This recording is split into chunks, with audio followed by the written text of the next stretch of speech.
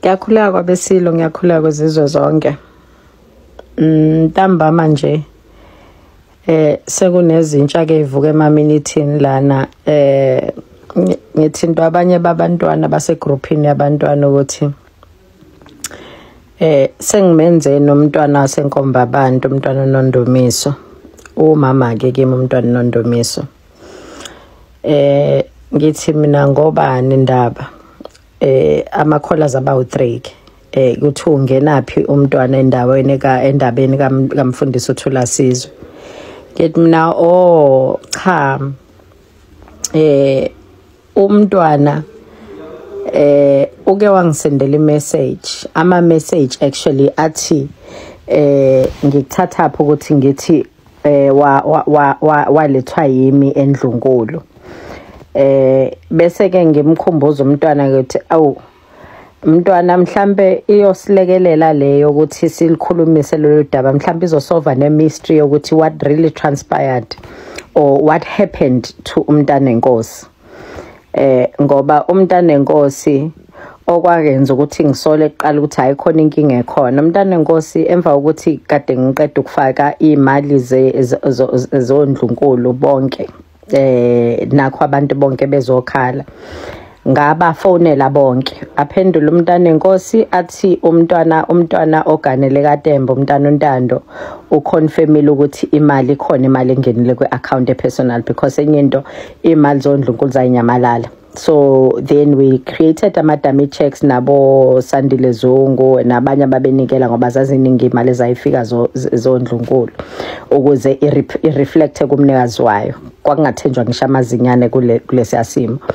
Okay, bese ngesikhathi ngifonela umntana enkosi bese ethi ucela ngifike ngakusasa kuza uSihlezi Kalala kazi uzokwenzani. So kuthi uzofika ngo9 but ngicela ufike before that. So it's a long story ngeke ngasichaza ngelinye ilanga. Then mangizongena kakhangela, before ngene kakhangela ngifonele umntwana kaTembe. Ngingamtholi umntwana uNtando oganele kaTembe bese ngifonela uMoses Tembe ngimthole ngithi ngicela ngidlulisele kumntwana ukuthi noma thinta abantwana ngaphakathi because ngifuna into emangiyenza ngifuna njalo uhlale nginabantu abayofakazi ubazisa ukuthi ngizongena kakhangela ngicela umntwana enkosi kanje athi umntwana wakaTembe ngizofonelela umntwana ubambe indlovu bakhona ngaphakathi ukuze bakulindele nabo umntwana oSmingayi ibona baphendula amafoni kule insuku. Ngithi mina umntwana enkosi bese ngimtholile then naye phakathiso wakhe umphako ke with regards to daba lesihlalo nezinto ezikhulumekayo nokuthi ubengafisa ukuthi ngikhave nezinto nisoyikhuluma nomntwana enkosi. Hayi nangempela ngifike egate-ini angivulela amaphoyisa, ngifike kwigate leli segcekeni ngifonela umntwana enkosi athumele umuntu ozozongivulela. Mangifika ngaphakathi endlini hlangabeza umntwana uNandosi, ngihlangabeza umntwana uNomkhosi bangilethele nje ama grapes bese ngibuzwa abantu umntwana uNandosi ukuthi ngizothini bese angilalela ngithi mina hayi cha umhlangano wami uphakathi nokwami nomntwana enkosi. Athi umntana enkosi why uzoba phakathi kwami nomntana enkosi. Ngithi mina hayi uyena othe ucela ukuthi ngifike so angeke ngize ngikwazi ukuthi ngichaze. Bethi umntana enkosi nje akasakhulumi for eside isikhathi umntana enkosi akekho right, ifone uyayiphendulela. Ngithi mina ngikhulume nomntana enkosi, ngiyamazi umntana enkosi. Hayi ngiphikiswe ngigcine ke eqale lounge le ngasekuqaleni. Kuqhubeka isikhathi kuze kufike uSihlezi Kalala. Mayifika uSihle ngidlule ngihambe ngiye kule lounge le ngase ma stepsini mawehla endlini kaMntana enkosi. Ayi kube nomdoziswane kamazinyane ke manje ukuthi ngiyangena ngifike kanjani ngoba bengigcinela bangigcine khona nani. Umntana enkosi kusabangwa kamazinyane ukuthi ubani ozongena nomntana enkosi emhlanganweni because uZikalala usekhona kwakusakhulunywa ukuthi umntana oSmingayo yena ozongena. Okay, finally kuze kugcine kufanele ke ehle umntana enkosi ama stepsini aqhamuke mayiqhamukela kimi angixhake ngengalo umntana enkosi athi uzongena nami emhlanganweni. Kuphikiswane kamazinyane singene emhlanganweni ngesikhathi semhlangano umntana Nandosi nabantwana babekhona bacelane ephandle mabebuya kushayisana amakhanda ngene kanjani yonke leyo nto bathi noma sethu yabacela uZikalala ukuthi abaphume asiphume athi umntana enkosi mina ngisale. Now, coming back to a lot happened on that day. Bafika ubukhosi bemvelo, umntwana ubukhosi bemvelo, umntwana umthokozi, kwahlala intelligence yonke into kwathiwa beef up security around umntwana enkosi akaphephile and what not. Ngilokhu ngibizelwe inguyazana ke zemhlangano zeningi. Then kuthi ke emva kwalokho finally ngigcina ke ngicela umntwana Nondumiso ngicela ukuthi nisebenze eduze kwamazinyane akakhangela because there's a lot happening. Well kwagcina ke i-meeting yanga that day ingasahlala ngaphakathi kazikalala because I couldn't come out of the meeting ngoba kwazama ukungimanage ukuthi mawukuthi abantwana ngizocela ukuthi uphume noma kwenzakaleni. So it is for me to come back to the story. Since that day I was recording every meeting yayikhona isinto sasingitshela kudala ukuthi angirecord because ngaye ngasolwa nabantwana ku trend ama video and ama clip la ngadedela khona I conversation yami neSilo ku 2 months before iSilo sihambe sesibhedlela la sasithi sase 4 ways kufanele ngisuke nge 4 ways mina ngijoine ama PA aso u protocol waso no babjob sithi Silo mhlambe umntwana ngeke uzungifice manje kodwa mangibuya ngizokuthinta ngisibuze kuSilo ukuthi siyake athi kuthiwa akahamba esibhedlela ngoba asikho right or for just okay regular checkups kwaqala ngathi ama regular checkups ngithi kuthiwa sikhathele size sikhulume nje kakhulu neSilo sihle ukuthi hawu ubani lo sazi ukuthi iSilo sikhathele kuze kube uyena osicabanga ukuthi fanele sihambe seyibhedlela and what not. So that clip yatrenda kakhulu ngaze ngawumuntu ongathenjwe endlunkulu lo mntwana wakhona uyabheda nimthembo kwazi ukurecord izinto zeSilo ezibucayi kanje and what not. Iyona into ebengeke ngiphunyuke ngayo kakhulu emazinyaneni endlunkulu mangabe sekunemsindo kukhona iSilo sithi ubo recorder because bayokuphikisa izintweni zakhona ezinye khona. So I recorded umntana enkosi sakhuluma that day nje wonke ama conversation. Then a week same day umntana enkosi angibuza ukuthi ngifuna ukwazi ukuthi kuzokwenzakalani because mina ngahamba kukanje la ekhaya akhulume ngodaba lolo lendaba ukuthi uzaleke kanjani and what not. Those clips akhona still ngisase now even nangesikhathi nginomntana umthokozi sikhuluma khona ngaye ngawadedela nje isimo sesengiphoqa khona. So a week after that ngiqeda ukukhuluma nomntana enkosi saba neside nje isikhathi amazinyane engathandi nanokuthanda ukuthi ngihlale naye. Emva kwalokho a week after that ngibuza umntana Nondumiso nino advocate Mshololo umntana enkosi nemsaphi hayi senzela nje ukuthi akahambe ngoba kwaqale ehambiswa ibhedlela koClof hayi senzela ukuthi athebekwe esihlalweni abe se right. Ngaleso sikhathi gijinywa ama signatures ngoba kwakunento ethi uzoba iregent but we will again something else sure khona. Then emva kwalokho kube ukuthi ke hayi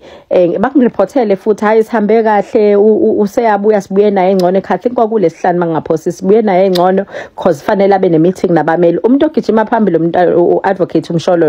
Mshololo wakhona kaNongoma hayi ngempela kuthi guqiqe emva kwesikhashana kube ngathi hayi kuzoba right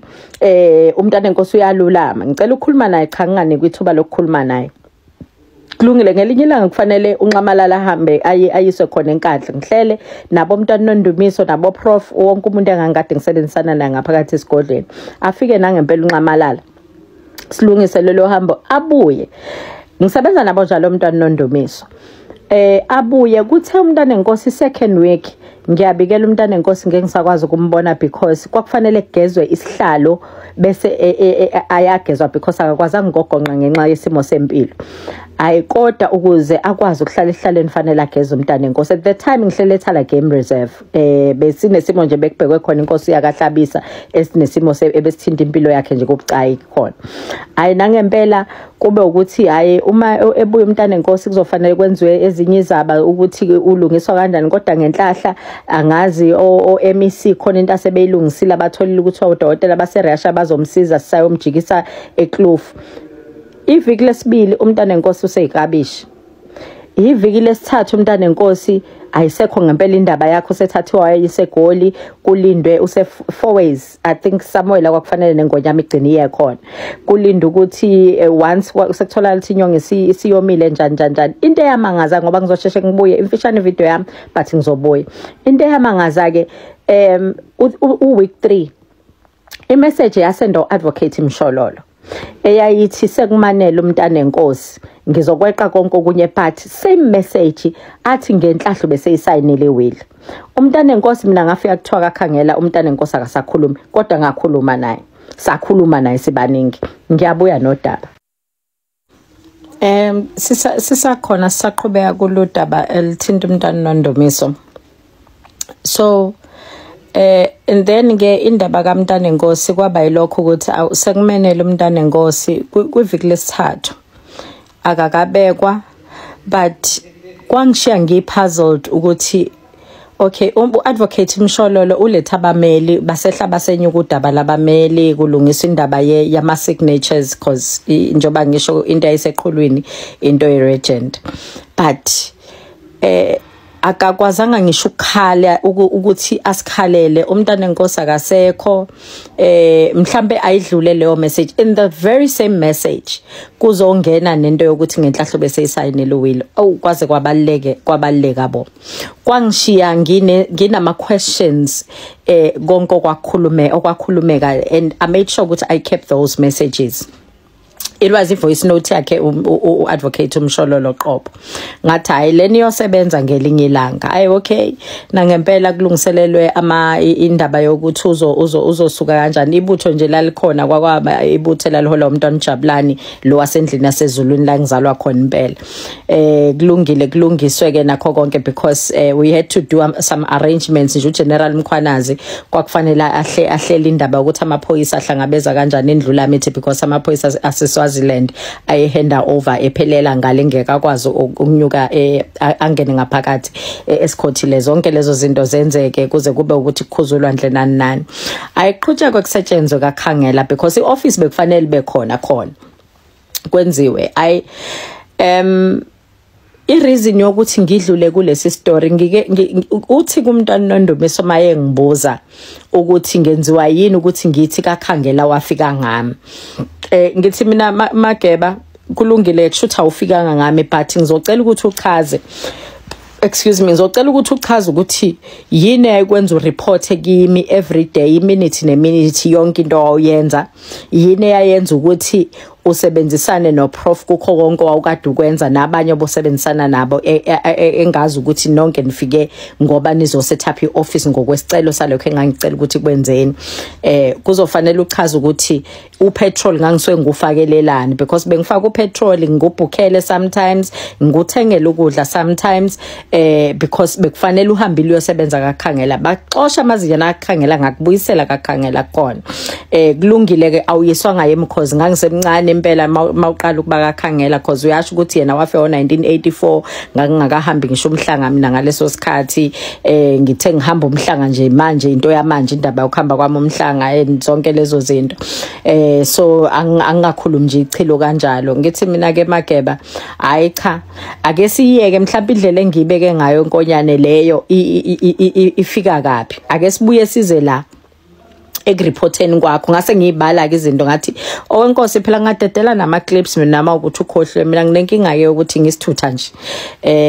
ngiyawazi umsebenzi engwenza ukuthi ubucayi kangakanani and ukusebenza eduze kwamagama a serious amakhulu futhi abecayi ngalendlela ofanele ngivikele into ezithile ngikwazile but iyodwa into engayifundiswa ukuthi at least there must be people aba reliable abathembekile engibazi ukuthi they'll always know ukuthi kwenzakalani so I have always had uprof I have always had abantu abathile endlungule bekuthi uma ngenza umsebenzi nginobufakazi kubona njengoba ezongena kumntwana noNdumiso usengeniswa ukukhuluma mayelana nendaba ethinta umfundisi uThula Sizwe usengeniswa ukuthi one ngiquote ukuthi bengikade ngikhotha ukuthi umfundisi uThula Sizwe ufike kanjani ukuzosebenza endlunkulu o esihlalweni so I mean kwi position yokuba uprime minister ufike kanjani I needed evidence kuqala kwizinto ezingama allegations ukuthi untshontsho 33 million evidence yokuqala mina enginayo ukuthi ku2 million engathi from lo 33 million angawuphikanga yena akathatha 2 million ayo service indlunkulu because indlunkulu ayinayo imali ye office lika prime minister operator office lika operator office lika principal ngosuthu Buthelezi and Oppenheimer Foundation ebe ukuthi at the time emva kokuthi ade bekhona babe khona nje aba open name bezotshala umntwana wakaphinda angene. So as institution I Prince Mangosuthu Buthelezi izinto zakhona nama for profit bebesabhizi belungisa lezo zinto. Besides inkosi uZuzifa ibingakangena esibayeni kusase nemsindo yakhona nani yet kunezinto eziningi ezinkinga mhlawumbe abantu bakukhumbula even umntwana aphinda angene wayesho ukuthi akafisi ukuthi kube ne vacuum endlunkulu because there's a lot happening. So reason yok approach umfundisi uThula Sizwe it was because there's no budget. Abantu babhizi bakhupha ama position abazazi kuphi une backbone ziningi izinto abekade ezazi ezenza. Besides ke mase kufike le record ayikho enye indlela ukuthi bekuzothoyi raise kanjani amali. Awuthathe leyo mali ke leyo le uhambe uyiservice ngayo indlunkulu kulezi zinto esikhuluma ngazo. Again ngimnike nama records okusebenza nani. Umntwana uNondumiso the very same day engangidibene ngalo nomfundisi uThula Sizwe salala kaMntwana uNondumiso 2 times. Ngalelo langa oFloyd benikelela umntwana uNondumiso indlu nakho iEFF ize yafika esigodlweni sasondini kwindlula mithi bekusakhona ukaMayisela at the time. Ngaleso sikhathi umntwana uNondumiso ngalala kwakhe ngamabomu. Ngalala ondini ngamabomu cause ngiyangifuna mina into engiyenza uthi namhla ungithuka ngudonsela ama record ngiwathathe ngiwabekela two nights ngangihamba nalo duduza amakhosi oyifake owagcina izinyane lengonyama salala khona same day sadibana no former deputy mayor okaMasipala kaNongoma bebembuza uTeaspoon uNkosi ngesikhathi iEFF inikelela umntwana uNondumiso uthi akafikselwe roof bekhona Floyd bekhona iEFF ifike ondini ngaleso sikhathi. That's the day esahlangana ngalo nomfundisi uThula Sizwe. So ngikhotha lezi zinto because always yonke into engiyenza ngihlale nginabantu abawufakazi abazoba ufakazi kwinto engikhuluma ngazo. Umntwana uNondumiso ungena ezintweni enjengalezo ngoba ngifakazisa lokho ukuthi yena nabanye bazoba ufakazi entweni engikhuluma ngawo ngoba bayayazi. The very wayazi futhi ukuthi khona bekhona naye umfana lo oyinyosi endlula mithi engiupdate nokuthi yina sesizakele ngaye ethu yabonga nokuthi ngamsiza ukuthi akwazi ukuqala nayo yonke enye into khona. Ngenhlahla same night naye lo mfana walala khona loku yena oyinyosi endlula mithi as we speak okhona kakhangela. So ngithi ke kumntwana ke mangisendela lama message mina mntwana ama message ukuphika kwakho njengamanje lokho engikusho ngoba uyangiphikisa umntwana lokho engikushoyo futhi uyokubhala endlini yabantwana groupini mina ngekho kuyona ngakhishwa mina kule group ngesikhathi kuthiwa mina nginomsindo angikho kule group but ukhuluma uaware ukuthi angikho egroupini uzothi umntwana kuyiphutha lokho kushoyo ukhuluma ezifu ngikhona ukhuluma nami uaddressa mina egroupini isiyabuya ke kimi kubantwana ukuthi umfake kanjani umntwana uNondumiso ubuthini kanti ngenhlahla na uzongisendela the very same messages kusho ukuthi bashila ukuthi ay ukhuluma umntwana akekho phela la kule group abuye ke ze kumina ke ila bese ngithi mina umntwana ke uma phela uphika lokho engikusho nama reports wonke obuwenza ngenhlahla umntwana kube ngamuhle ekubhaleni ube yajwayela ukusenda ama voice note nama calls kwesinye isikhathi senza ama video nani I-evidence yalokho mageba phela ikhona and ngizodedela yonke mina leyo nto leyo bese ngidedela nento ekuzofanele isolve le mystery umuntu ayithole nenkinga nayo mhlambe leli icala uzolisolve uadvocate Mshololo ngoba lawa osenzo meyiwa sesithathe for years edla the state money agcine ngasolvekile leli lasendlunkulu obube involved wazi kahle uyena kuqala wayehambe nanomntana enkosi uyena wakwazi nokusho ukuthi umntana enkosi sekumenele kulo 3 weeks umntana enkosi besimazi saphila ngaso ngoba phela idliso mali khona njengoba nalapho zayiphuma indaba kwakhona lapho uthi ingane kuyaziwa wadliswe kaLinda uZulu eminyakeni e10 kwa10 ngoba ziningi indaba la igcikeni umuntu akulona kaZulu la khona so nakho kwamagama nje okuloyana khona lapho kuthakathana ayigijima phezulu kuphambana yonke into mina ngisithutha ke ngento eyodwa uma phela ungiphikisa mina ngisebenzela phe kwe-evidence mina nje uwazi ukuthi mawuzoya nami enkantolo hayi mina ngiphonqula ama-file kuphela because ngisebenza ngezinto ezibucayi ngale ndlela mhlawumbe lapho engidume khona abantu bacathi ngidume manje ngoba sekukhona uTikTok ukuthi kuthiwa hayi uyarekhodana owenze njani ngisebenza nge-evidence ngithi ke mina mntwana shuthi mina ngizodedela i-evidence yalento okukhuluma ngayo ngoba lokho sekuzosolvela kwale problem vele bekade umuntu engenama guts to talk about ukuthi ingonyama ikhothame ngoba yayikade idunguzela nizingena esibhedlela because ingonyama yangena esibhedlela ingenalutho kunama cases akuma Hawks Brigadier Hobby nje ngahlala nabo phansi no Mhlongo